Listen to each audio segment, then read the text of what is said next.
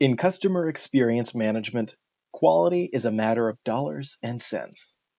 In this segment, you and I will explore a concept known as the cost of quality. Along the way, we'll also learn a helpful technique for building CX business cases that focuses on improving the quality of customer experiences. Before we begin, allow me to introduce myself. My name is Alec Dalton, and I am the Senior Manager of Global Quality for Marriott International, leading experience improvement efforts across a portfolio of over 7,000 hotels and 30 leading hospitality brands. In addition, I serve as an advisory board member for Horizon CX, a boutique CX consultancy. It has been my privilege to co-author both best-selling books in the Collaborative Customer Experience series, and it is an honor to partner with Arquette Global as a judge for the North American Customer Centricity Awards. Having worked with brands ranging from Walt Disney Parks and Resorts to the Ritz-Carlton Hotel Company, I practice a discipline known as service science, relentlessly fusing design and systems thinking to achieve more satisfying service and better business results. And that's what we'll talk about now. You see, in the science of business, there is no equation more central or foundational than the basic profit formula. Revenue minus cost equals profit.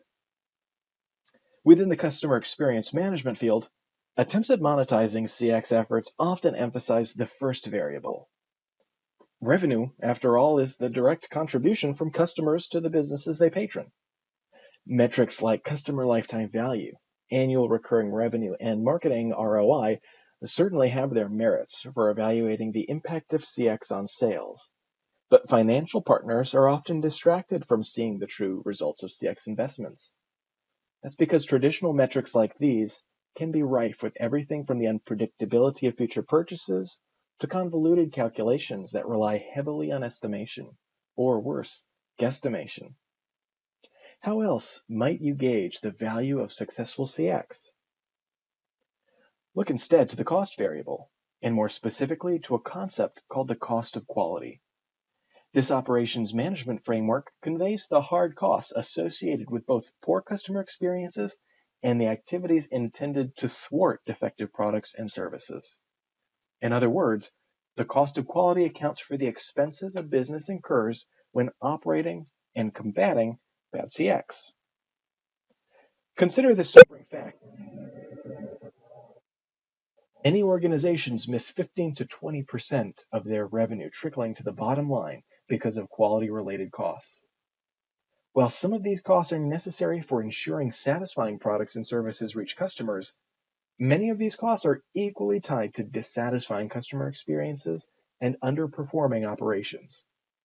Now, imagine how useful knowledge of these costs can be when seeking CX investments.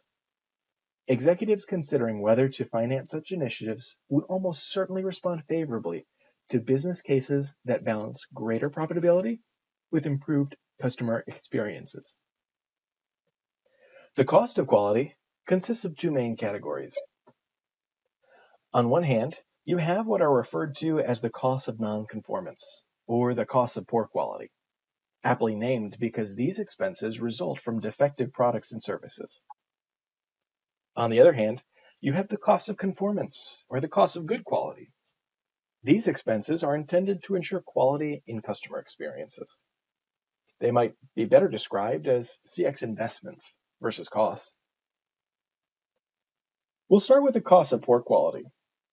As warned by the quality theorist Joseph DeFeo, quote, "The cost of poor quality provides proof of why changes must be made."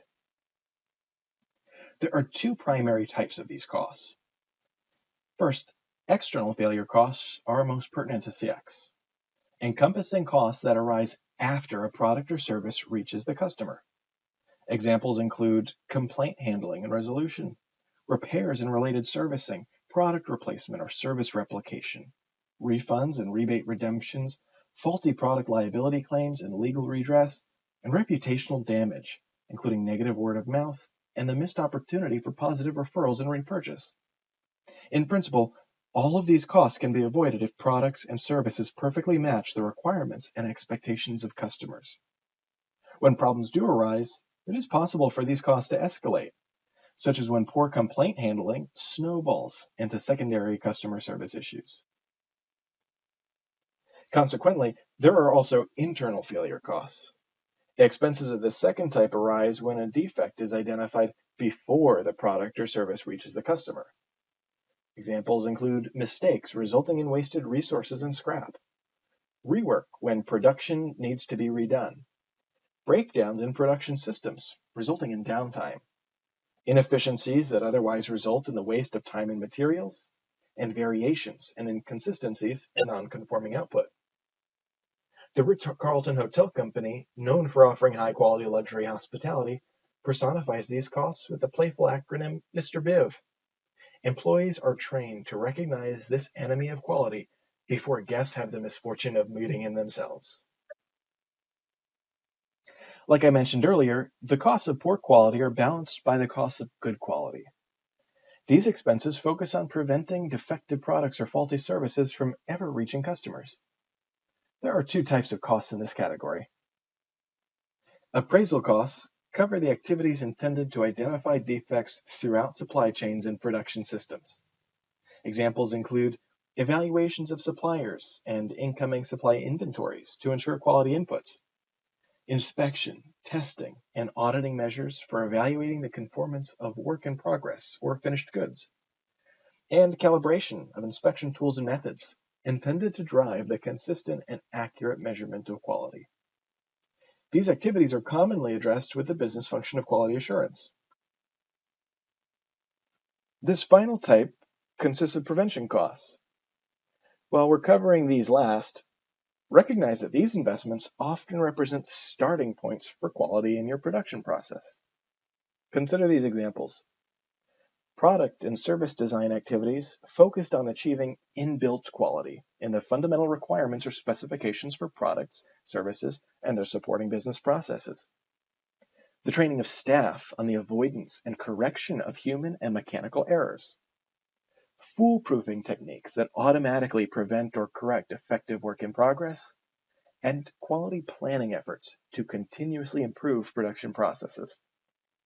As the name suggests, these costs are absorbed when trying to prevent defects from moving further along the production process and reaching the customer. Seeing these categories and examples, you likely considered instances where these costs arise in your own organization. As stated at the onset, the beauty of the cost of quality framework is that it can quantify customer experience and quality efforts in real monetary terms. With estimates for each of the cost categories, you could even calculate a holistic cost of quality. At first glance, the cost of quality equation may cause concern though. Won't adding all these expenses produce an outrageous sum in order to truly achieve good quality customer experiences?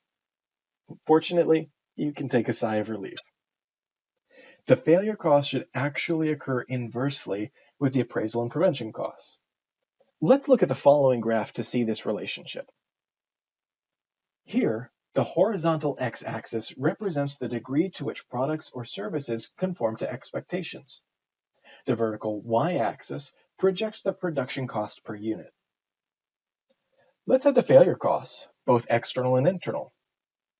And here are the appraisal and prevention costs. If you add these costs together, you get this line, the total cost of quality. The scenario toward the left of the graph reflects what happens when there is no investment in quality operations and CX. Failure costs skyrocket. But the opposite occurs on the right side of the graph. While products and services function perfectly every time and achieve excellent experiences always, the costs of appraisal and prevention are astronomical. Toward the middle, the costs of failure exactly equal the cost of appraisal plus prevention. This trough represents the lowest possible cost of quality, the optimal cost companies should pursue to maximize profitability. As with any measurement in business, cost of quality numbers accomplish nothing unless subsequent action is taken. To achieve the optimal quality level, CX professionals and their colleagues across the organization should partner to identify opportunities for reducing external and internal failure costs. Thought should concurrently be given to improving the appraisal of quality and the prevention of defects. The operations and quality management disciplines offer extensive methods and philosophies for addressing both concerns, with popular techniques including Six Sigma and Lean. The following simplified process captures the essence of many of these techniques and can easily be applied in CX operations. First, outline likely quality-related costs associated with the execution of your product and service.